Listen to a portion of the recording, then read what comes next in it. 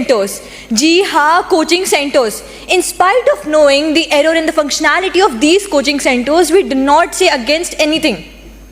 महोदया, भारतवर्ष में आज़ादी के पश्चात धर्म और शिक्षा के व्यवसायीकरण हो गया है. शिक्षा अगर दान देने की वस्तु है तो उसका व्यवसायीकरण क्यों? कोचिंग इंस्टीट्यूट्स की अलग सेंटर्स में अलग फीस क्यों?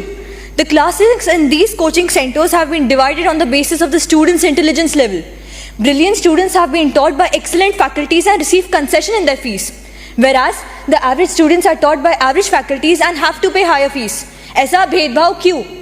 जब सब स्टूडेंट्स का एक ही लक्ष्य है तो उनमें भेदभाव क्यों करते हैं? Malpractices have occurred. IIT Kanpur में मीटिंग 7 बजे से लेकर 7:30 बजे तक चली और उसके पश्चात ही ये घोषित किया कि IIT का पेपर कैंसिल है. मीटिंग पेपर लीक की वजह से हुई थी.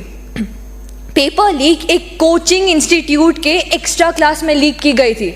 ऐसे कोचिंग इंस्टीट्यूट्स के वजह से हमारे दूसरे बच्चों का रैंक एंड स्कोर्स अफेक्ट होता है.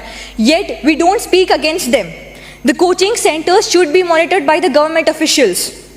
The coaching centers teach only core subjects to them, whereas the students have to appear for other languages as well.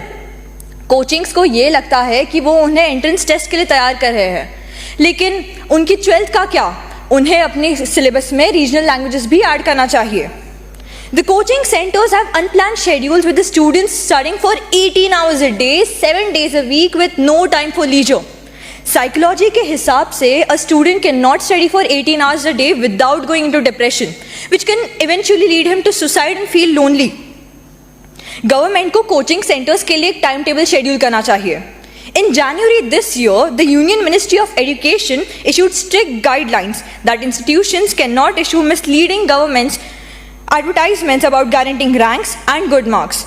फिर भी भारत के हर एक गली में आपको एक ना एक कोचिंग के होर्डिंग्स ज़रूर दिखेंगे. इनमें कितनी सच्चाई है हमें क्या पता.